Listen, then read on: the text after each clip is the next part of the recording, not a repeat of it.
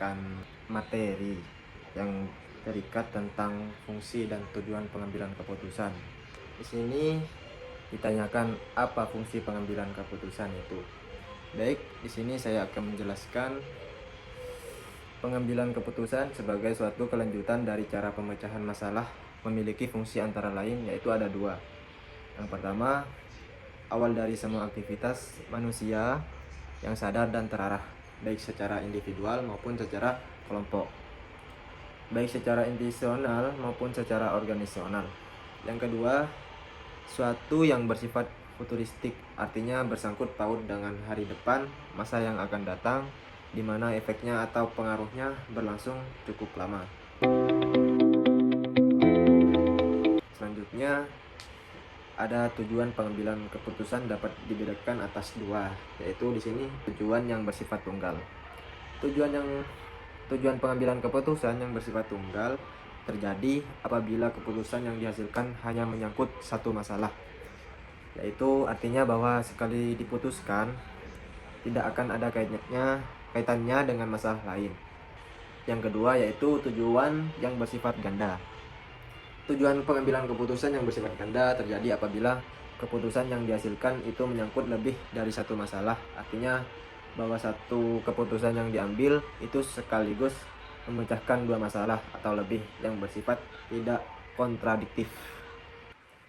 Selanjutnya, saya akan menjelaskan tentang agar pengambilan keputusan dapat lebih terarah, maka perlu diketahui unsur-unsur atau komponen-komponen pengambilan keputusan, yaitu ada 4.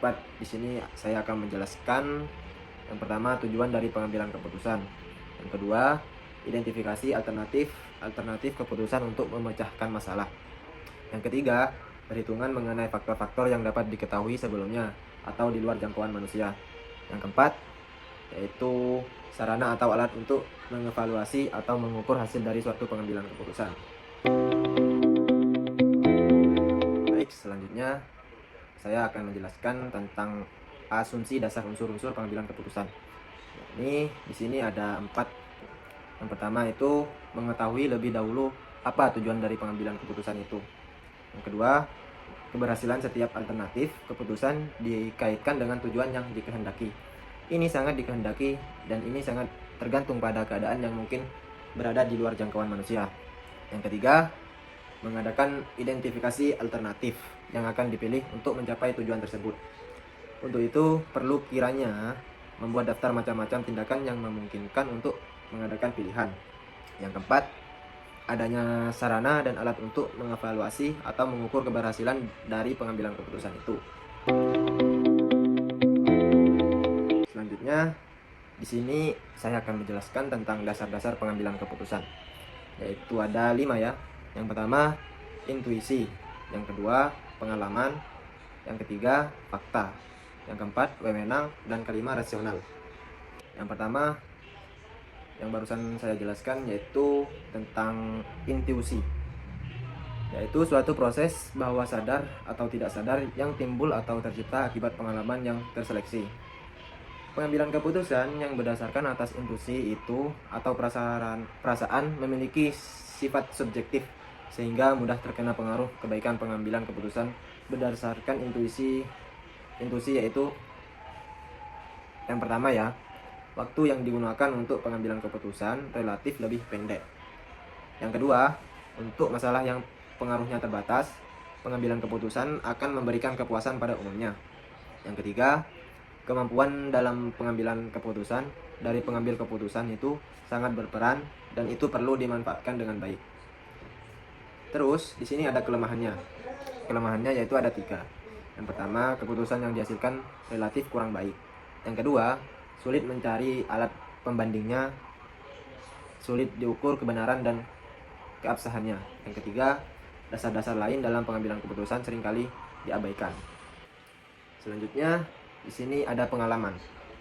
Pengalaman yaitu pengambilan keputusan berdasarkan pengalaman memiliki manfaat bagi pengetahuan praktis.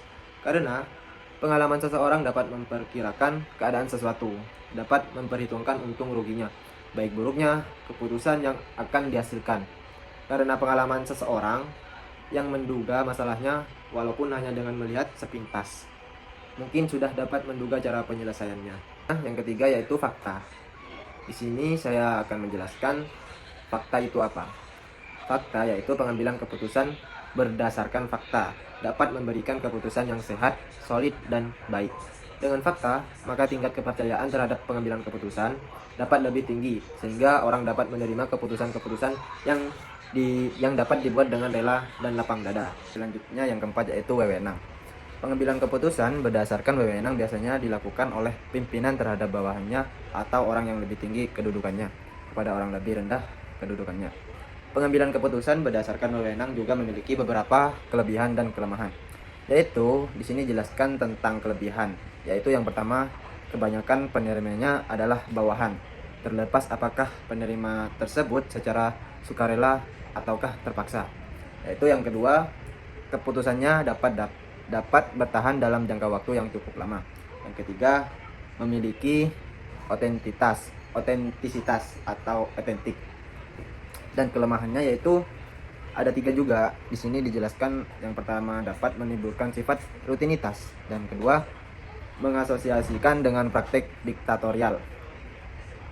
Yang ketiga, sering melewati permasalahan yang harusnya dipecahkan sehingga menimbulkan kekaburan. Yang kelima yaitu rasional. Di sini dijelaskan rasional pada pengambilan keputusan yang berdasarkan rasional. Keputusan yang dihasilkan bersifat objektif, logis, lebih transparan, konsisten untuk memaksimalkan hasil atau nilai dalam batas kendala tertentu, sehingga dapat dikatakan mendekati kebenaran atau sesuai dengan apa yang diinginkan. Baik, ada beberapa hal yang harus diperhatikan dalam pengambilan keputusan secara rasional. Yang pertama, kejelasan masalah. Yang kedua, orientasi tujuan. Yang ketiga, pengetahuan alternatif. Yang keempat, prevensi yang jelas. Yang kelima, hasil maksimal. Sebelumnya, terima kasih atas penyampaian presentasi saya. Kurang lebihnya, mohon maaf. Wassalamualaikum warahmatullahi wabarakatuh.